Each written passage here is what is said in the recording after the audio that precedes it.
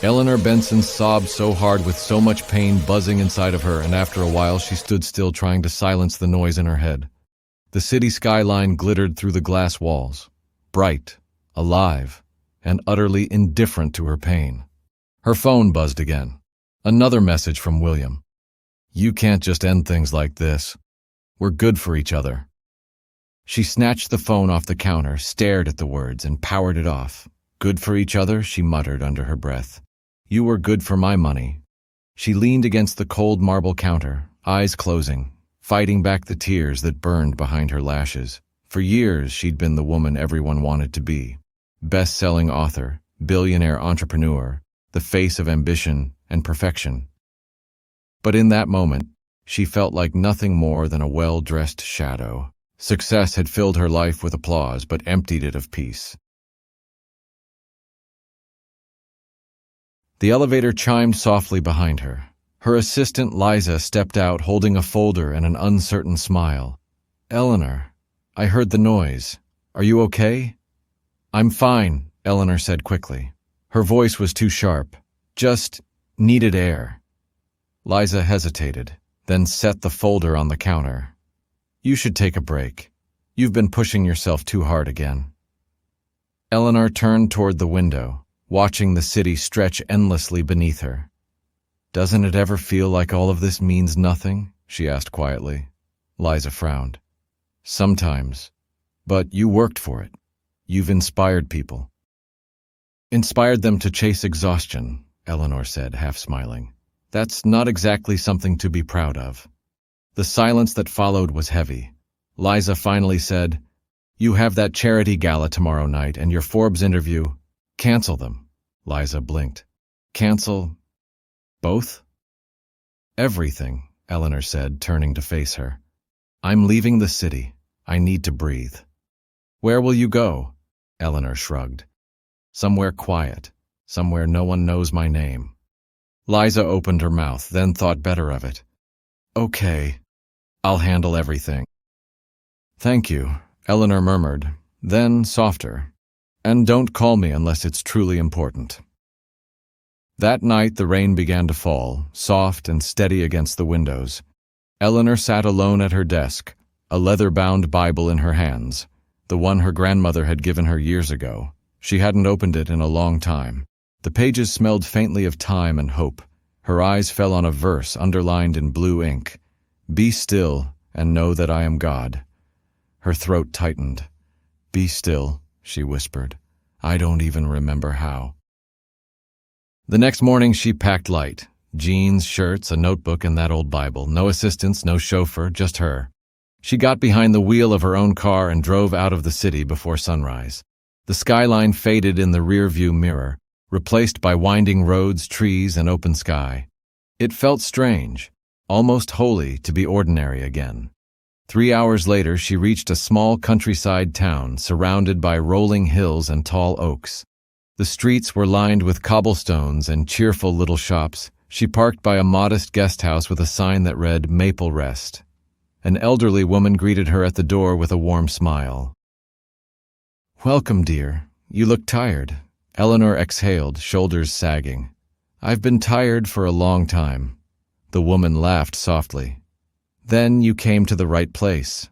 Her room was small but cozy, with white curtains and a view of a wildflower garden. That evening she sat on the porch watching the sunset paint the sky in gold. No paparazzi, no phones, just peace. For the first time in years, she felt her heartbeat slow to something human. The next morning she wandered through the town, hands tucked in her jacket pockets. A wooden sign caught her attention. Oak Ink Bookstore Cafe. The doorbell chimed gently as she stepped inside. The scent of roasted coffee and old paper wrapped around her like comfort. Shelves lined every wall, sunlight spilling across polished tables. Behind the counter stood a man with rolled-up sleeves, dark hair, and quiet eyes. He looked up when she entered, his expression calm and kind. "Morning," he said. "First time here?" "Yes," Eleanor replied, brushing a strand of hair from her face. "I saw books and coffee. That felt like a good combination." He smiled faintly. "That's what I was going for." She wandered to a shelf labeled Faith Reflection, her fingers trailing over the spines. He wiped his hands on a cloth and approached. "Looking for something in particular?" he asked. "Peace," she said without thinking. He chuckled softly. "That's the one thing I can't keep in stock." She laughed, genuinely, and for a fleeting moment forgot who she was supposed to be.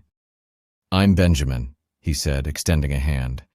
"Owner, barista, and occasional life philosopher." "Eleanor," she replied, hesitating for a second before adding, "Eleanor Brooks."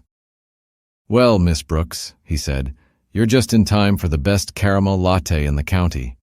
Is that your marketing pitch?" He shrugged with a grin. "Only works on people who look like they need it," she smiled. "Then I guess it's working." He made her coffee himself. She took a seat by the window, watching the drizzle outside while soft jazz played in the background. The place felt like a pocket of calm in a noisy world. When she left, she caught herself smiling, a small, cautious smile, but real. That night at the guest house, she thought about the bookstore, the smell of rain and coffee, and the man with the quiet eyes. The next day, she went back. And then the next. Each visit stretched a little longer, the conversations a little deeper. They talked about books, faith, regrets. Benjamin never asked about her past, and she never offered it. It was enough just to exist, quietly, in each other's company. One afternoon, while helping him restock a shelf, she asked, "Why run a bookstore in a small town? You could have made more money elsewhere." He smiled faintly. "Maybe, but I lost someone years ago, someone I loved. After that, I realized peace is more expensive than profit." "I'm sorry," she whispered. He shrugged lightly. "She taught me something before she left, that some blessings take time, and some hearts need seasons to heal." Eleanor's eyes softened. "That's beautiful." He smiled, but there was sadness in it. "It's true." That night she couldn't sleep. His words kept echoing in her mind. Some hearts need seasons to heal. Maybe that's what she'd been running from, her own season of waiting. The next morning, her phone buzzed again. Liza. 3 missed calls. Eleanor stared at it, heart pounding. The world she'd left behind was still chasing her. But for now, she silenced the phone and slipped it into a drawer. Outside, the town was waking up. Children laughed on their way to school. Benjamin waved from his shop window. For the first time in a long time, Eleanor smiled without pretending. But peace never lasts forever. And far away in the city she'd abandoned, someone had finally started looking for her. Morning light spilled through the bookstore windows, dancing across rows of dusty novels. Benjamin was already there, arranging mugs on the counter when Eleanor walked in, hair loose, smile soft. "You open early," she said. He looked up, smiling. "You come early. Maybe I like the quiet before the day starts. Or maybe you like free coffee," he teased. She laughed. "That too." He poured her a cup, sliding it toward her. "Cream?" "Always." They sipped in silence for a while, the only sound the soft hum of a ceiling fan. Outside, the town slowly came alive. Footsteps, distant chatter, a barking dog. Benjamin broke the silence. "You seem lighter lately, I can tell. Maybe that's because I'm surrounded by peace instead of people who want something from me. You think peace can be found by running away?" "Maybe not, but I think sometimes you have to leave noise behind to hear what's real." He nodded thoughtfully. "I used to believe that too. But peace isn't a place, it's a person. Or maybe a presence." Eleanor studied him. "You mean faith?" "Mean God," he said simply. "He's quiet, but when he speaks, you'll know it." She smiled faintly. "You talk like someone who's been through pain." "I have." His eyes softened. "It teaches you to listen differently." Something in his voice stirred something deep inside her, a tenderness she hadn't felt in years. That afternoon, a small storm rolled over the hills, thunder rumbling as customers hurried out. Eleanor stayed. Rain drummed against the roof, the shop quiet and dim. Benjamin brewed another pot of coffee. "Tell me something," he said, leaning against the counter. "What are you really running from, Eleanor Brooks?" She froze. Her pulse quickened. "Why would you think I'm running?" "Because peace doesn't usually look that restless." She looked down at her cup. "Let's just say, I needed to remember who I was before the world told me who to be." "Did you find her yet?" She smiled sadly. "I'm still looking." They stood there in silence, the kind that didn't need to be filled. Later, he walked her to the door. The rain had stopped, and the air smelled fresh and new. "Come by tomorrow," he said. "I'll be testing a new recipe, cinnamon muffins. Are they as good as your lattes?" "Better," he said confidently. "But you'll have to judge for yourself." She laughed and walked away, her heart unexpectedly full. That night, she couldn't stop thinking about him. His calmness, his patience, the way he looked at her. Not like a billionaire or a businesswoman, but like someone who mattered just for being alive. The next morning, she found herself baking with him in the back kitchen, flour on her hands, laughter echoing in the small room. "You're terrible at this," he said, watching her overmix the batter. "I'm a writer, not a baker." "Excuses. You're afraid of mistakes." She looked up sharply. "You sound like my therapist." "Maybe your therapist was right," he said with a grin. She smiled softly. "You're lucky these muffins need you to watch the oven." When they finally came out, her first bite made her laugh. "Okay, maybe you're right. These are better than your coffee." "Told you," he said, pretending to bow. Their laughter faded into a soft stillness. They stood close, the air thick with something unspoken. But before anything could be said, the doorbell chimed. A customer had walked in. Eleanor stepped back quickly, her heartbeat loud in her ears. That night she wrote for the first time in months. Words poured from her heart, about love, faith, waiting, and the quiet courage it takes to heal. She titled the piece, "The Waiting Season." Days turned into weeks. They grew close. Dinners, conversations, small acts of kindness. Yet the closer they got, the heavier her secret became. Every laugh, every shared moment reminded her that Benjamin still didn't know who she really was. One evening, they walked by the lake as fireflies lit the water's edge. Benjamin skipped a stone across the surface. "I think peace is when the world finally stops shouting," he said. "Do you ever miss the city?" Eleanor asked. He shook his head. "I've been there. It's too loud, too easy to lose yourself." She smiled faintly. "Maybe that's why I left mine." He glanced at her. "Then you understand." "I do." They sat on a bench, quiet for a moment. Then he said, "You know, sometimes I wonder if God brings certain people into our lives not to stay forever, but to remind us what love really looks like." Her chest tightened. "And what does it look like to you?" He looked at her gently. "It looks like patience." The wind rustled the trees. She looked away, swallowing hard. "I used to think love was supposed to be fast, like fireworks. But now I think it's more like rain. It falls quietly. You don't even realize how much it's changing you until everything's different." He smiled. "That's beautiful." She turned to him. "Maybe peace isn't found. Maybe it's chosen." "Maybe," he said softly. Their eyes lingered. For a heartbeat, the world was still. But before she could speak, her phone buzzed inside her pocket. She ignored it, but it buzzed again and again. The moment cracked like glass. "Do you need to get that?" he asked. "No," she said quickly, but her face had already changed. He watched her. "You're hiding something." Her breath caught. "Everyone's hiding something, Benjamin. Not everyone runs from it." She turned away, her voice trembling. "Please don't ask." "I won't," he said after a pause. "But whatever it is, I hope it doesn't steal your peace again."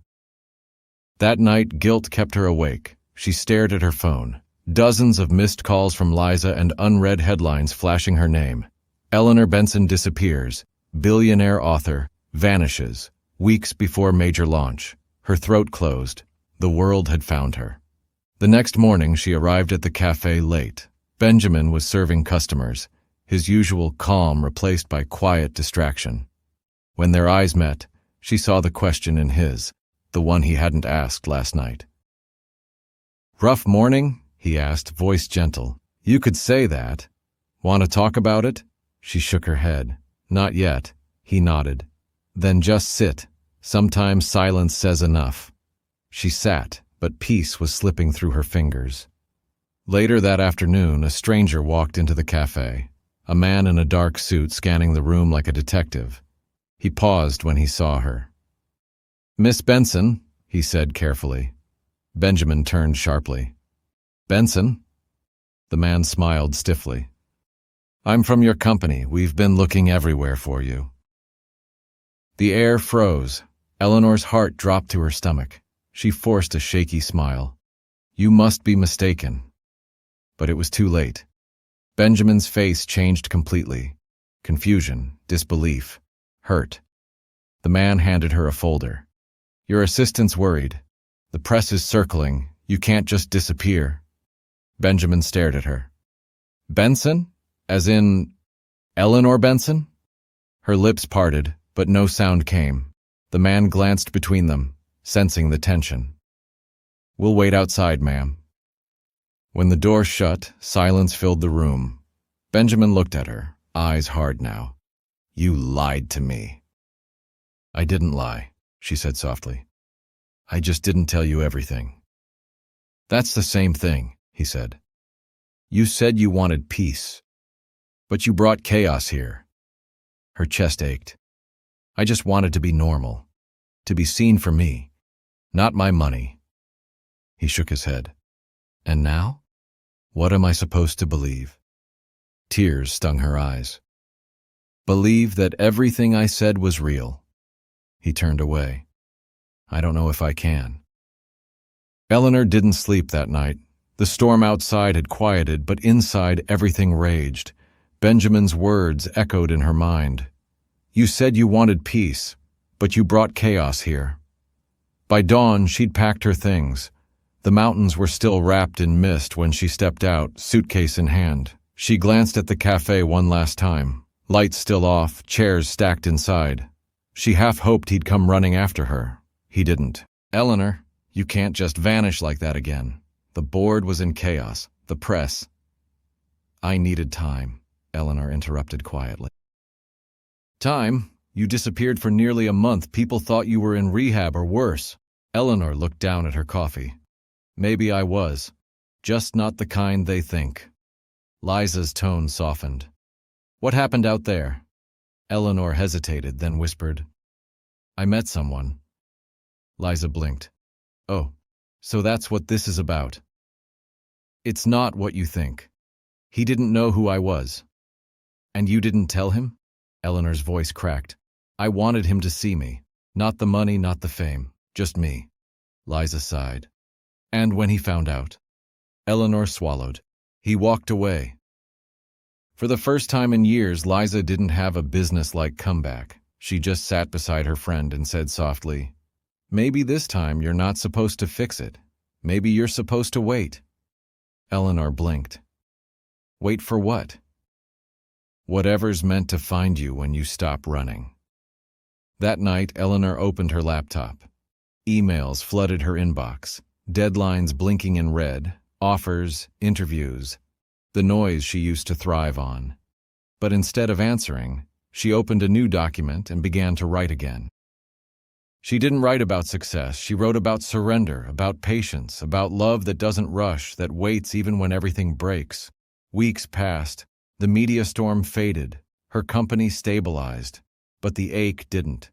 Every time she looked out at the city, she thought of that small town. The coffee shop, the smell of cinnamon, the sound of Benjamin's laughter. One Sunday morning, she finally gathered the courage to attend church again, something she hadn't done in years. The crowd sang softly, and for the first time, she didn't feel like she had to be strong.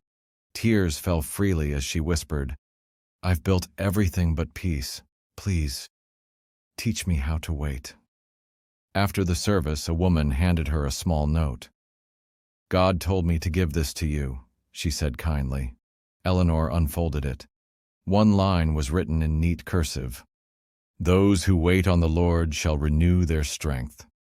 Isaiah 40:31. She clutched it, trembling.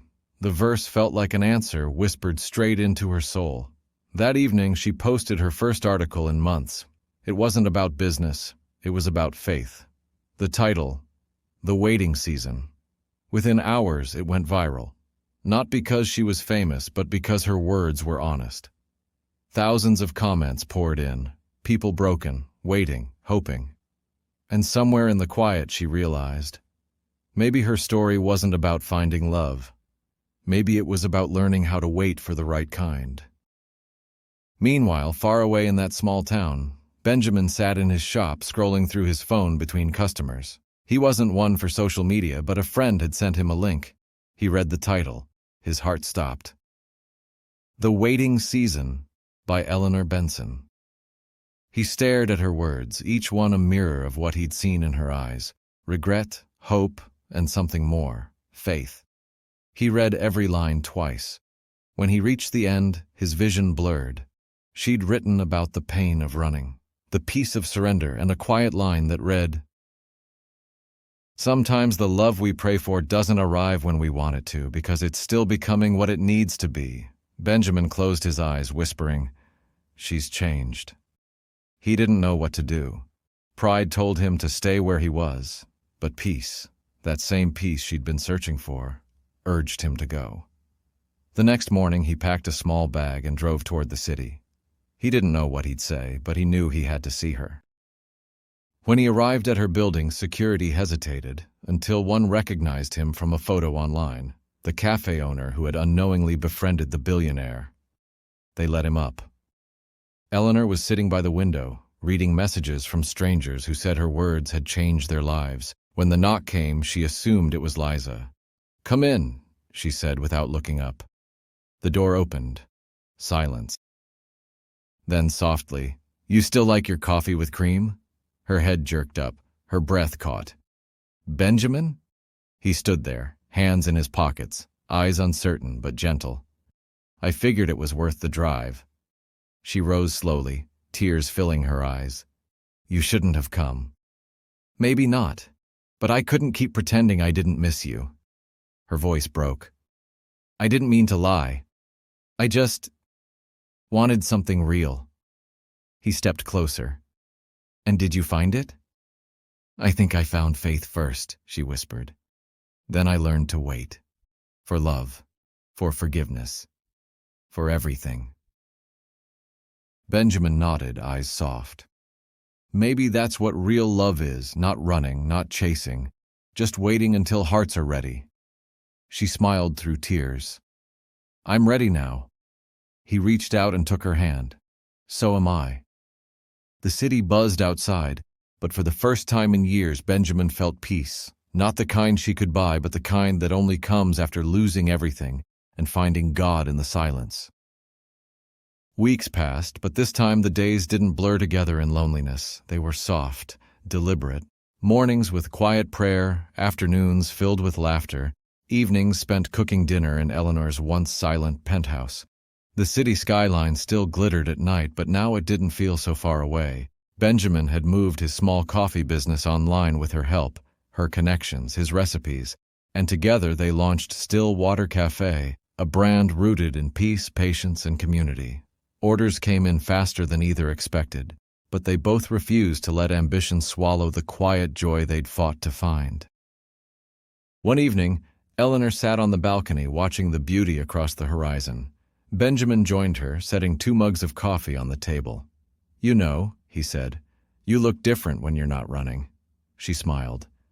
Maybe I finally stopped trying to outrun God, he chuckled. He has a way of catching up. She turned to him, her tone softer now. You ever think about how we got here? I mean, all the mistakes, the pain, and somehow it still led to this? Benjamin leaned back, thoughtful. That's grace. You think you're lost, and then one day, you realize you were being led the whole time. Her eyes glistened. I used to think I had to control everything. The company, my image, even love. But faith isn't control. It's surrender. He smiled. And love is patience. They sat in silence for a while, the hum of the city below like a distant song. After a moment, Eleanor said, "Do you think people really change?" Benjamin looked at her. "No, I think they return to who they were meant to be before the world broke them." That night, Eleanor wrote again. Her next piece wasn't about waiting anymore, it was about becoming. She wrote about grace, forgiveness, and the slow beauty of healing. She ended it with a line that made Benjamin tear up when he read it later. "When you finally stop fighting the silence, you start hearing the heartbeat of God in it." Months later, she was invited to speak at a global conference. Thousands filled the hall, expecting the confident, polished billionaire they'd known before. But when Eleanor stepped onto the stage, she was different, calm, grounded, radiant, with something deeper than success. She began, "I used to think waiting was weakness, but I learned it's one of the strongest things a person can do. Waiting taught me faith, it taught me patience, and it introduced me to love, the kind that doesn't rush, doesn't demand, and never leaves." The audience was silent, moved. Then she smiled softly and added, "This message isn't just for those waiting for love. It's for anyone waiting for healing, purpose, or peace. Sometimes the delay is the blessing." Applause filled the room, echoing through every corner. But Eleanor didn't smile because of the crowd. She smiled because she saw him, Benjamin, standing quietly at the back, pride in his eyes. After the event, they walked out together, hand in hand. The night air was cool, the city alive. Benjamin said softly, "You know, you never did pay me for that first cup of coffee." Eleanor laughed. "Then I guess I owe you a lifetime of them." He grinned. "I can live with that." They walked toward the car, unhurried. This time there was no rush, no fear, no running. Back home, Eleanor placed the original note, "Those who wait on the Lord shall renew their strength," inside a frame on her desk. It wasn't just a verse anymore, it was a story she had lived. Benjamin came up behind her, wrapping his arms around her shoulders. "What are you thinking?" She smiled. "That the waiting season wasn't punishment. It was preparation." He kissed her forehead. "And look what it prepared you for." The city lights shimmered like stars beneath them. For the first time in years, everything was still.